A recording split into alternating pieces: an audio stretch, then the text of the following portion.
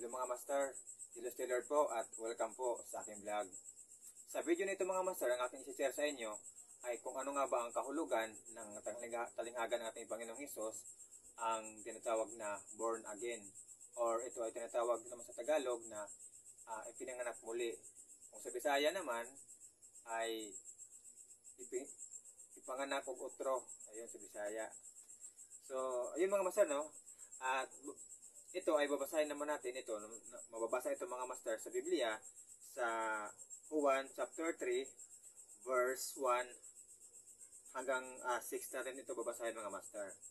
So ito yung sabi dito sa Bible, ang isang Pariseo at pinuno ng mga Hudyo na nagngangalang Nicodemo. Isang gabi, siya ay nagsadya kay Jesus. Rabi, sabi niya, nalalaman po namin kayo isang guro mula sa Diyos, sapagkat walang makakagawa ng mga kababalaghang ginawa ninyo, malibang sumasa kanya ang Diyos. Sumagot si Jesus, sinasabi ko sa inyo, malibang na ipanganak na muli ang isang tao, hindi siya paghaharian ng Diyos. Paano pong maipapanganak muli ang isang tao kung matanda na siya? Makapasok pa ba siya sa tiyan ng kanyang inasap para ipanganak uli? Tanong ni Nicodemo. Sinasabi ko sa inyo, ani Jesus, maliban na ang tao ipinanganak sa tubig at sa espiritu, hindi siya pagharian ng Diyos. Ang ipinanganak sa laman ay laman, at ang ipinanganak sa espiritu ay espiritu. So hanggang dito lang pong ating babasahin mga master. Kung tutusin, mahaba pa ito, pero hanggang dito lang ating babasahin. So ayun nga, dalawa ang ating ipaliwanag ngayon. Yung ibig sabihin ng talinghaga ng ating Panginoong Hesus na born again o ipinanganak muli.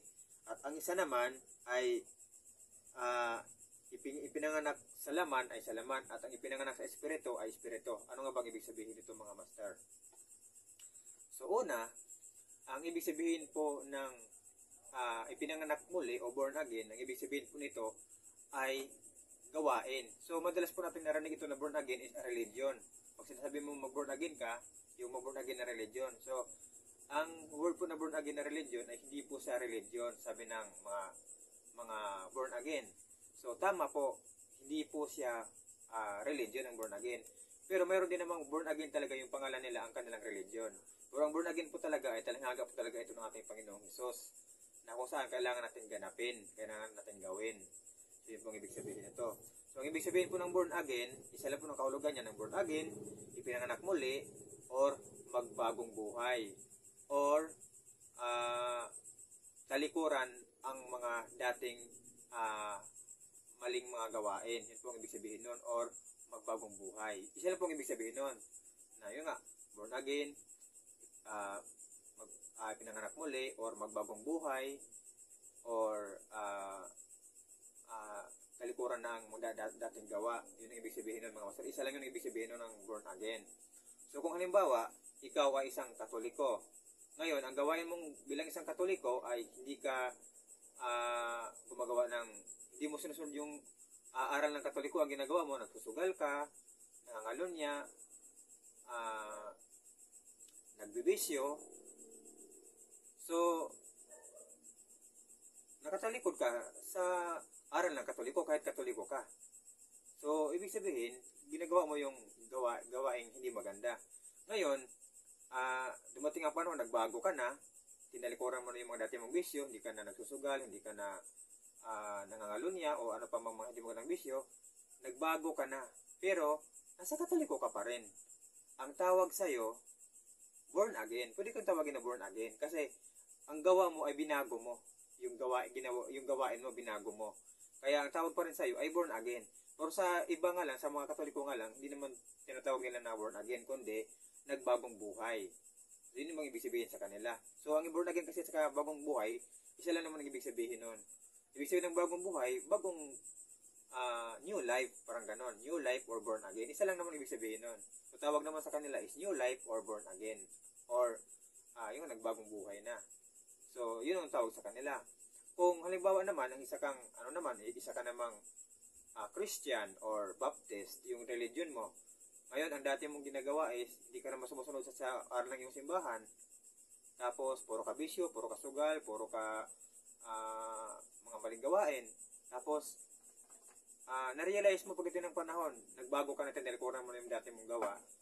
Sumusunod ka na sa aral ng simbahan, nagsisimba ka na, nagbagong buhay ka na, so tawag sa'yo ay born again. Kahit hindi ka nag-change ng religion, kung na-born again ka, kasi nabago yung dati mong gawa. Yung ibig sabihin, binago yung buhay mo. Yung tawag doon, na-born again ka or nagbagong buhay ka. Kaya pwede kang matawag na born again. So, ang pagtawag po na born again ay hindi lamang po sa pag-change ng religion, kundi binago mo yung buhay mo. Yun po ang tawag ibig sabihin nun ng pagka-born again. So, kung halimbawa naman, isa kang Katoliko, dati hindi ka gumagawa ng hindi maganda, puro ka bisyo, puro ka magsusugal, tapos tinilikuran mo yung gawain na yun kasi nag-iba ka ng religion, napunta ka sa pagbalaga ng Baptist or Christian. Tapos, nabagong buhay ka doon sa Christian na yon or sa Baptist na yon. Sa Katoliko, iba yung mga gawa mo. Pwede ka matawag doon na born again. Kasi, yung gawain mo kasi ay nabago. Tawag doon sa'yo, born again. Kasi nabago yung life mo eh. Yung ginagawa mong hindi maganda, nagiging maganda. Pero kung halimbawa, dati kang Christian or Baptist or Mormons, diba? Ganun yung religion mo. Tapos, tawag nito, napunta ka sa ibang religion, tapos masama yung ginagawa mo, tapos ka sa ibang religion, masama pa rin yung ginagawa mo, hindi ka naman na born again. Kahit nagpalit pa ka ng religion, pero yung ginagawa mo naman, hindi ka naman nabago, hindi ka doon na born again. Kasi wala namang nabago sa ginagawa mo, religion lang naman yung binago mo, so hindi ka na born again doon. Yun ang ibig sabihin no, na ang pag-born again ay sa iyong paggawa, kung nabago ba yung sarili mo sa iyong mga ginagawa mo. Hindi yung nagpalit ka lang ng religion na born again ka na. Paano kung nagpalit ka lang ng religion pero yung ginagawa mo naman hindi mo naman nabago, so hindi ka doon na born again. Hindi ka doon na nagbagong buhay, hindi ka doon na nag new life ika nga. So, doon ka pa rin sa dati mong ginagawa. So, ang pag-born again po ay sa paggawa po ng into good, bad to good. Para matawag natin na born again. So, yun yung ibig sabihin nun. Ang isa pang talinghaga natin mga masan na tatalakay ngayon ay itong sabi ng Panginoong Hesus sa kanyang talinghaga, ang ipinanganak sa laman ay laman at ang ipinanganak sa espiritu ay espiritu. So, ang ibig sabihin po nito mga master, yung sa laman, ang ibig sabihin kasi ng laman mga master ay tao. Tao, laman. At ang tao ay ibig sabihin naman sa talinghaga ay lupa. At ang lupa naman ay mundo. Yun ang ibig sabihin nun. Tao, lupa, mundo, ay isa lang ibig sabihin nun. So ngayon, kapag ipinanganak ka sa laman, ikaw ay laman. So, lupa o mundo. So, ibig sabihin, ang gawain mo ay makamundo, makalupa. Kasi, lupa ay kapinanganak eh. Gawain mo ay makamundo, or makalupa, or yung mga hindi magagandang gawa. So, kapag ipinanganak ka naman sa espiritu, ay espiritu. Ang ibig sabihin naman nun, ang espiritu kasi ay si Lord God Jesus Christ, ay Diyos, aral, salita, Diyos, kaharian, langit. So, yun yung magiging gawain mo. So, kapag ang gawain mo, sinusunod mo yung salita ni Lord God Jesus Christ, nabuhay ka na sa espiritu, at ikaw ay nasa espiritu na ng Diyos. So, ibig sabihin, kapag sinusunod mo ang salita ng Diyos, sa espiritu ka na namumuhay. So, kapag kapag sinusunod mo yung salita ng Diyos, salita yun ni Lord God Jesus Christ, ipinanganak ka na sa espiritu at namuhay ka na sa espiritu. Kasi yun yung ginagawa mo, yun yung sinusunod mo. Ipinanganak sa espiritu at namuhay ka na sa espiritu. Pero kapag sa laman ka pa, ipinanganak ka sa laman, namuhay ka sa laman. Kaya, ang ibig sabihin naman ito, kailangan nating ipanganak muli o mag-born again tayo. Na kung saan, mamuhay tayo sa aral ng Diyos para tayo ay isilang sa salita ng Diyos at tayo mamuhay na nakasunod sa salita ng Diyos. So, ibig sabihin, kapag natanggap na natin ang salita ng Diyos, yun na yung magiging buhay natin. Ibig sabihin, yun na yung magiging new life natin. At kapag ang aral ng Diyos ay ginagawa natin, sinusunod natin, yun na yung magiging life natin. So, ibig sabihin, yun ang natin, nasa espiritu tayo ng Diyos. Kaya ibig sabihin nun, espiritu ay sa espiritu, ang laman ay sa laman. So, yun pong ibig sabihin nun, mga master, na kung saan, kung sa laman ka pa, yung gawain mo ay nasa laman, makamundo ika nga. Pero kung ang ginagawa mo, yung pagsunod sa salita ng Diyos, sa espiritu ka na, or sa Diyos ka na, or kay Jesus ka na. Yun po ang ibig sabihin ng mga master ng kanyang talinghaga. Kaya, kapag natanggap mo na yung salita ng Diyos, at sinusunod mo ito, at ginagawa mo ito, na born again ka na. So, kahit anong religion mo, kung kahit sa religion mo, Iglesia ni Cristo man yan, Katoliko, Baptist, Mormons, or Christian, basta natanggap mo ang salita ng Diyos, at ginagawa mo ito, at tinalikuran mo yung dati mong hindi magandang gawa, kahit sa religion ka pa, basta ginagawa ko ng mabuti, na born again ka na, mga master.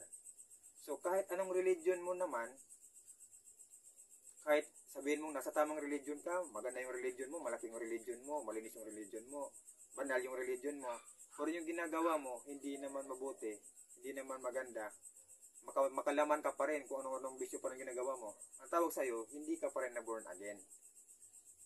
Yun po yung mga master. Ang pag-born again po, ay nasa kay Jesus, nasa kay God, sa pagsunod sa kanyang salita. Hindi ka ma-born again kung hindi ka nakasunod sa salita ng ating Panginoong Hesus. Yun po ang ibig niyang sabihin na mamuhay tayo sa laman or magpa-born again tayo, maging born again tayo. Kailangan lang po kung mag-born again tayo ay makasunod tayo sa kanyang salita. Ano man po yung ating kinabibilangang religion. Yun po ang ibig sabihin ng mga master. So, pwede nyo maituri ang sarili nyo kung anumang religion kayo, basta nakasunod kayo sa salita ng Diyos, pwede kayong masasabi na born again. Yun nga lang, tayo ay born again Christian, or kung naniniwala kayo kay Lord God Jesus Christ, born again Jesus or born again Christian. Isa lang naman yung ibig sabihin nun. Kay Jesus pa rin naman tayo. So, huwag po tayo mag-away-away kung hindi ako born again, sabihin nila, born again siya, ganito, ganyan. Hindi po. Kung ikaw ay nasa kay Jesus, anong religion mo, na nakasunod sa kanya, pwede ka matawag na born again, or new life, or nagbagong buhay, o balik loob sa Diyos. Yun po ang ibig sabihin ng mga master. So, kailangan po natin itong gawin, tanggapin, para po natin ito ay, yun nga, makasunod tayo sa salita ng Diyos, mga master. Kasi, ano naman tayo isa lang naman tayo, isa lang po yung ating natin, ang ating pinaka-head, si Lord God Jesus Christ lang po, sa mga Christianity na religion. No? Kung ano-ano mang sikta yan, kung ano-ano mang tayo yung kung kanino man, basta si Jesus yung kanilang aral, ay si Jesus pa rin yung head natin lahat, mga master. So, mga master, hanggang dito lang po ang ating video, mga master. At sa sunod naman ng mga master, tatalakayin naman natin kung bawal ba kumain ng dugo sa panahon ngayon o hindi. Kasi marami po kasi mga aral o mga na may bawal daw kumain ng dugo. At sa iba pang pagkain, mga master, tatalakayin natin kung bawal ba yan o hindi. Sa susunod natin episode, mga master. So, yung mga master, hanggang dito lang po ng video. Maraming salamat at God bless po sa ating lahat, mga master.